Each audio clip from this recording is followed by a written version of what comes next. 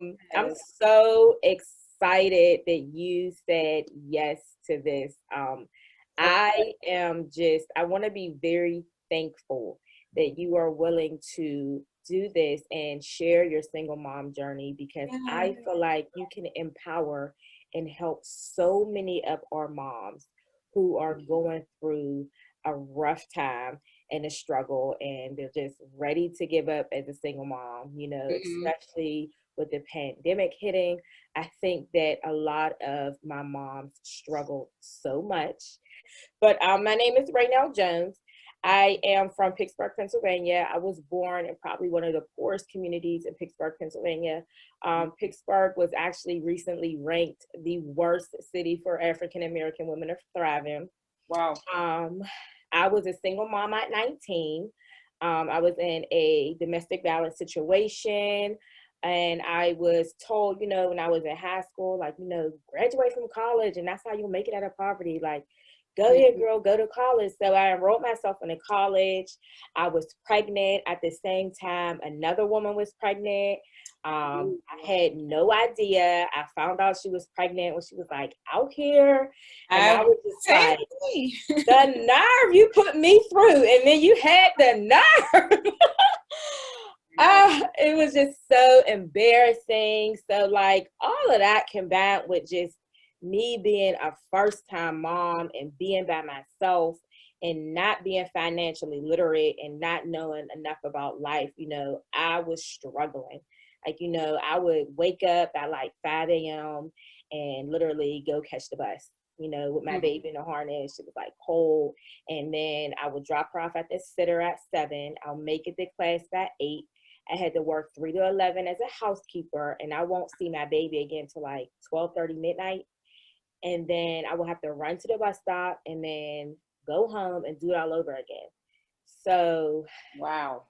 I literally was like going through it as a mom, like having suicidal thoughts, Mm. not thinking I was good enough, just all of those things combined where I struggled so bad and I needed somebody to save me. Like, can Mm. somebody help me? Like, I need help. Like, this is a struggle for me. So that's where I started couponing. Like, I started hoarding a whole bunch of stuff, girl. Like, I had stuff all over the place. And I was like, I Really? don't need all this stuff. It's just me and my baby. You know what I mean? So I would put it in bags and like take it with me to the bus stop and give it out to a lot of moms who would be standing at the bus stop with me. So I was doing that for like 10 years. Great. That's when I started the alignment chapter officially last year because I witnessed a young lady get out her car with her 4 kids watching and screaming, and she jumped off the Hempstead Grace Bridge because she gave up on life. Like, it was too Mm. hard being a mom. So that's why I started the Alignment chapter. And we're a 501c3 nonprofit, and we provide same day emergency assistance to single mothers in need of support. Wow. Yes, so I want to get started and just say I know a lot of people know Amina. She's beautiful, talented, amazing, Thank you. and we know that you are a single mom. How many kids do you have? Two. I had two girls. They're 4 and 6 now, getting big. Like, motherhood is tough. Like, and Wow. sometimes we just need time to ourselves. So how is motherhood for you? Like, how has motherhood changed your life? Yeah, it is tough. That is definitely a fact. I would never say anything different, but for me, it's tough, but it's also beautiful. It's beautiful is the right word that I want to use because to me, motherhood has made me happier. It has made me a happier woman. Like they just bring me so much joy, so much happiness, so much love, and they have. I always say this sentence is my favorite sentence to say. Motherhood has made life harder but better to me. That's how I feel about it, because everything's more complicated. Things are more difficult, like the littlest thing, like, or even just scheduling your day, like, anything that you want to do is like, it takes like, more effort, more arranging, like whatever it may be, like things are not easy anymore and you're not free to do whatever anymore. But all of that energy that you now have to use to do certain things, to me in the end it's everything that I complain about and that you know, when I'm exhausted, like everything in the end to me is worth it just because of how much they give me back and the reward, you know, that I get from doing all that I do. It's definitely worth it to me. I wrote a song about it. It's called Mother. Some people may know it, may have heard it. Um, and, you know, in the second verse, I say, like I say that I'm struggling, and you know, sometimes I feel like I'm not doing enough, and we all have that guilt, that mom guilt. And when we do other things, like even myself, I always put them first, but I still do a lot of things for myself. I make sure that's very important to me, that I still continue to go after my dreams and do what I want to do. And then sometimes you get that guilt, you know, you feel guilty. Yes. Me, I have it, especially when I have to leave them or go out of town or leave them with a sitter, or, you know, because I spend so much time with them. Like I'm one of the moms that I really don't have you know, I don't have even family here in California that watches them. It's really just me. So I just have, you know, occasional babysitters when I have work, when I have to go to the studio, when I have an appointment, when I have, you know, but I really, I'm always with them, and it's been like that since they were born. So it's always it's a hard thing to do when I have to like leave town or something, which it doesn't happen much these days because you know, pandemic and everything. But oh my God, soon as the thought, you know, or somebody something comes up when I have to find somebody to watch my kids for a couple of days, I get stressed out. Yes. Oh my God, it's like how am I gonna leave? Like who's gonna do what I do? Who's gonna, you know, do like all those things that I do? Like I just feel like nobody can do it the way that I do. But at the same time, sometimes I'm like, damn, I'm overwhelmed and I just need a break. Yeah. So man, it's Oh tough. my gosh. That sums it up for a lot of moms. Like that mom guilt that, oh gosh, like I have to go take on another job, you know, but I don't want to leave my kid here, and you know, I don't want to do this because you know I want to be there and I can't make it. It's the sacrifices that we make as mothers. Mm-hmm. We have to get the job done in order to maintain our home.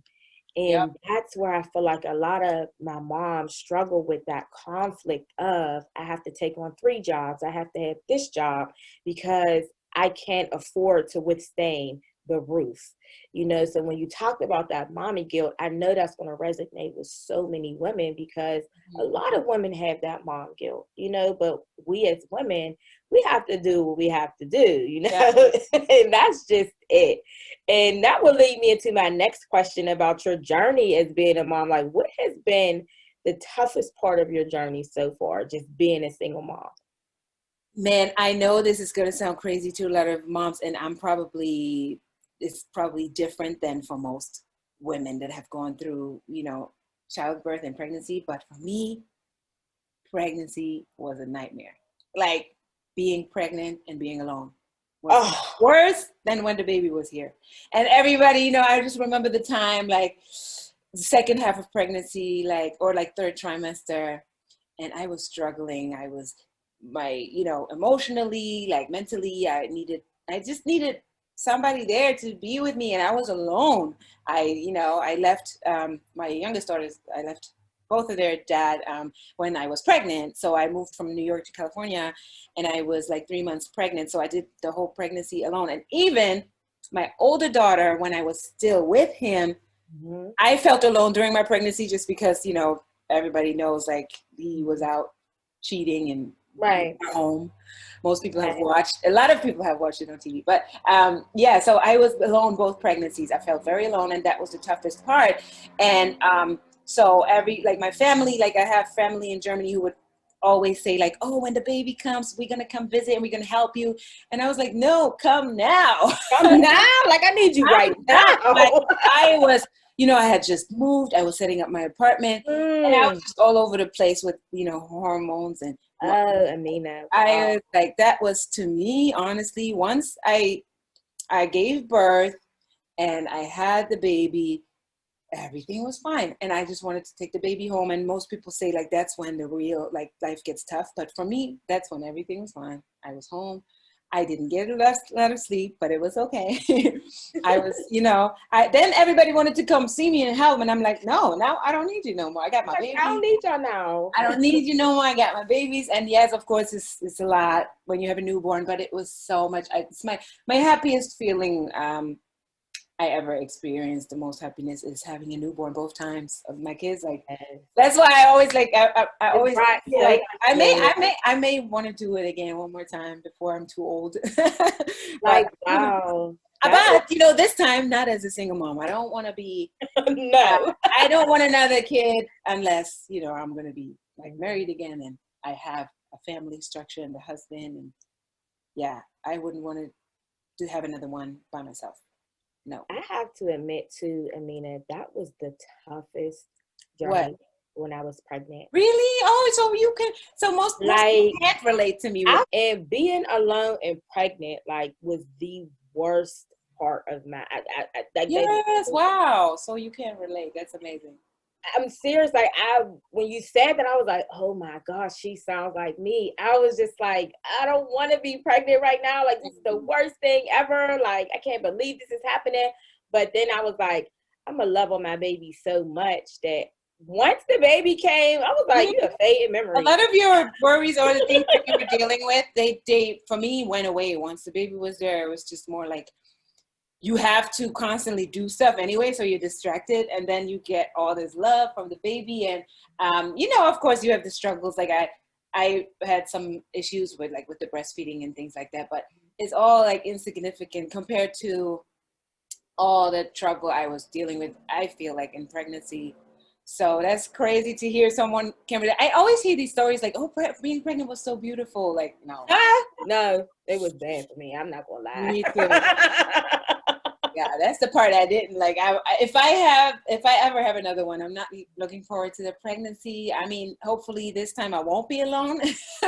Right. But just being pregnant by itself, I never really loved loved being pregnant. I always wanted to get it over with and just give me the baby. Give me the baby. That's it. So that kind of leads into my next question, because how you have the baby, your body do like this, bloop, like it's like flip flop.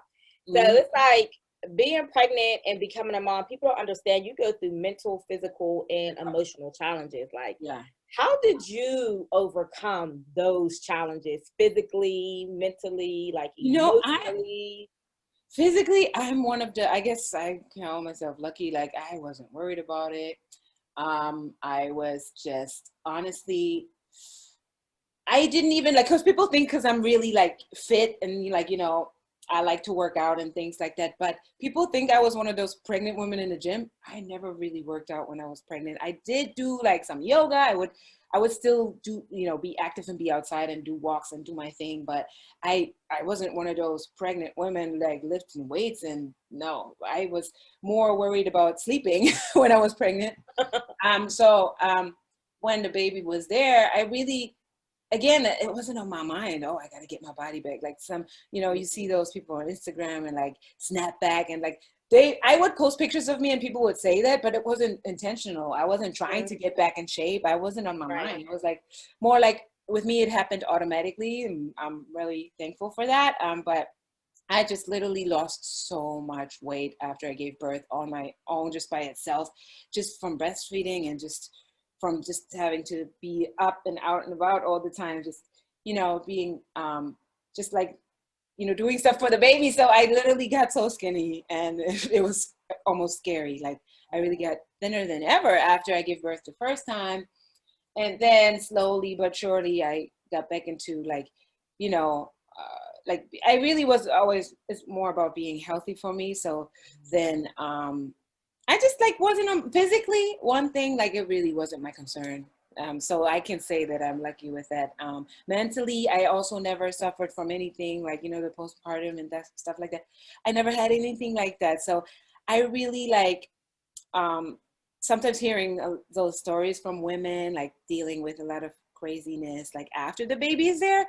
Mm-hmm. I didn't go through that. So man, I just can imagine that on top of having a newborn and everything changing, then having to deal with that is crazy. How was it for you?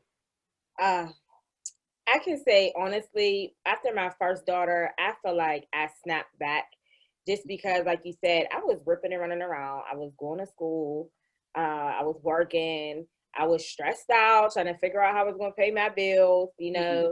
I was just trying to get over my child's father. Like all of that, like I got super skinny, like you said. Like I got really, really, really, really small.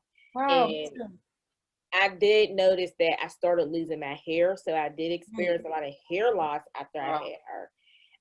And how I really got myself back together is just me realizing that she needs me more than anything because, her father was not in the best place mentally Mm. or anything of that nature. So I really had to really talk to myself and tell myself that I deserve more. This is not it for me, because I remember the one time I was studying and I remember I didn't get paid till that Friday and my lights were shut off.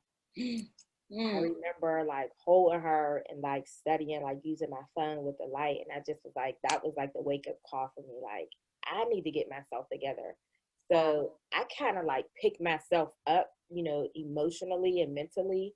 Physically, I felt like I just like, everybody said that to me, like, oh, you got so skinny, you had a baby. I was like, no, girl, it's really stress, but it's cool. Thank you. Like, it's cool, thank Yeah. you. So, I mean, it was kind of like similar to yours. I was just like really just in my own headspace, like trying to get me together, so I could be there for her, Mm-hmm. so I could be somebody she look up to because I was like, I don't want to be another statistic. That was always in my head. Like, I'm not going to be this welfare mom. Like, I don't want to be like this. Like, I was Yeah. always like that. So that was how like really I overcame, like, Wow. being, in that space in that situation. Yeah. So that's why I start, teaching other moms, like even like through the pandemic, just giving them encouragement. Like you lost your job, I can't Uber because Uber shut down. I can't do this. And Mm. that's where I came in at. I don't even know what it's like to be quarantined. Because while everybody was quarantining, I was in my car delivering boxes, Oh my God. Wow. delivering diapers, delivering formula, delivering toilet paper because the shelves was Amazing. clear. I was doing all of that, and I did that proudly. Like it was like an adrenaline rush, like a roller coaster. Like, all right, I gotta go help somebody else. Like that was just Oh, my thing, and that's how we expanded so far because moms was like emailing from different states, like, can you please send me a box? I don't have no toilet paper. I don't have no toothpaste. So those was the things that I picked up in mm. um, during the pandemic.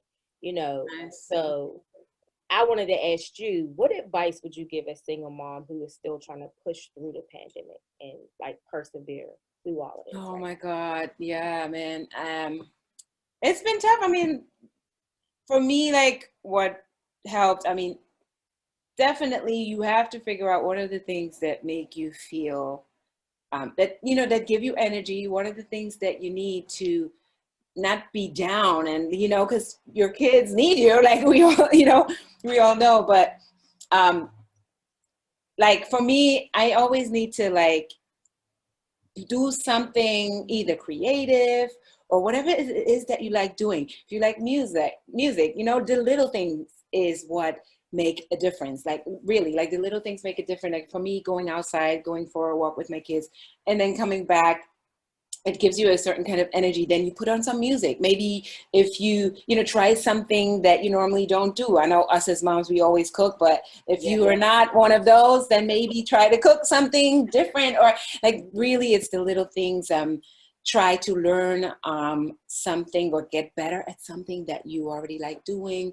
Like I really dived into, I mean, everybody knows I'm a musician, so I really kind of like did like try to focus on getting better at like what I do. Like I practice my guitar a lot, and we did a lot of like I included my kids in a lot of the things that I do anyway, because it can, like when kids get bored sometimes, I know mine do that, then they get whiny, and then the whole energy is down. Like just try to like, it's always easy to say like be positive, but then Right. to actually do it is another thing. But sometimes just like if you decide, just decide, let's just do something and like let's just like wake up and like with a positive attitude. It's a practice. You have to practice it every day, again and again and again. And when things are bad and everything's bad and you know, like just like the world is like literally crazy right now, like, and you just don't have no motivation. Just it's a mindset. It really is like, and when you wake up in the morning, I wrote that in one of my books. Even when I was overwhelmed sometimes when I had my newborns, because, you know, I was saying earlier that everything was beautiful, but of course, you do get overwhelmed. And I had my moments where I was like, oh my God, what am I going to do? But if you, like I really want to find it right now, but I probably can't. In my book, no, it's in my book. Like if you don't feel like smiling, but you do it anyways. Sometimes it does something in you and then it shifts. Like it sometimes worked. Like it worked for me, like, because there were times when I wanted to cry, but my baby was there and I didn't want her to see me cry. So instead I would fake a smile and just be like, you know, smile, you know, like just so I don't want to let her see me down. So when you pretend everything's good, sometimes it gets better. Like at least that's what I experienced for me. Like I literally had to act sometimes. And the thing that you said, it was amazing. Like when you look at your kids, like you really understand what matters. Like the reason what made me get strong enough and get up and leave out of a toxic, crazy situation was when my daughter, my 1-year-old, saw me. Like she couldn't even talk, but she saw me broken down, crying about, you know, my husband at the time not coming home again. And when she saw me crying and she came to me and she literally put her hand like this and took my tears off, I was like, oh my God, she is talking to me without saying a word. And she's telling me, Mommy, we have to make a change. That's when I found the strength to like get up and get out. You literally, like when you see your kids, like that's all you need to really like focus on, like the feeling they give you. And I feel like that's for every mom, even when some moms are just like, oh, it's too much for me right now. But like every mom at least should have, you know, that love for their kids. And hopefully when you look at your kid, that gives you that motivation. My kids really are motivation. So yeah, when you're down, just like remember that, you know, everything that we do is for them. And yeah, it's the little things. I'm telling you, the little things matter. Yes, I love that. I think that sounds really like me. Like it was just me seeing my kids and my daughter crying and different things. Like I deserve better. Like come on now, right now. Yep. Like, you know, and you just get tired after a while. Like, you know, I was just tired and I was just like, you know what, I gotta jump into something new because I'm worth more than, you know, what I'm allowing myself to go through. You know, I'm worth more than that. And that's the message that I always want to give single moms. Like, you're worth more than your situation. Yeah. You know, don't be your situation. Rise above your situation. And I feel like that's why I was so excited, because you can give so much encouragement to women who are just like you, who experienced everything you experienced. And for you to say that, like, you know, that hit home to me. And that was really like encouraging. Like, I appreciate that. That was so dope. Yeah, you know, like we really, I just said it, but it's so important to do the things that make you feel good. And sometimes when you do have a chance to take a moment as a mom for yourself, I remember my kids were like maybe 6 months and 1.5. And there were times when I would just call up my friend, can you come over for a couple of hours because I need a break. And then I would take a break and literally just drive in the car and maybe go somewhere and have a glass of wine, but not be around people, just the quiet moment. And then I would come back home and be ready again, you know, to be mommy. But you need to take your breaks and make them happen somehow. Like, you know. What was the name of your book? So the book is called The Other Woman, and it talks about my journey. Mostly, like, you know, my whole life journey, but mostly what people have witnessed on TV, me being in a toxic triangle relationship, but then going from that to starting over and being a single mom. So yeah, it's really my real like kind of life story, and a lot of it came out of because I became a mom, and I wanted to write that because of that and because of the struggles, and I wanted to just share that. So it's available on Amazon.com and BarnesandNoble.com. It's called The Other Woman. by Amina Penke. And yeah.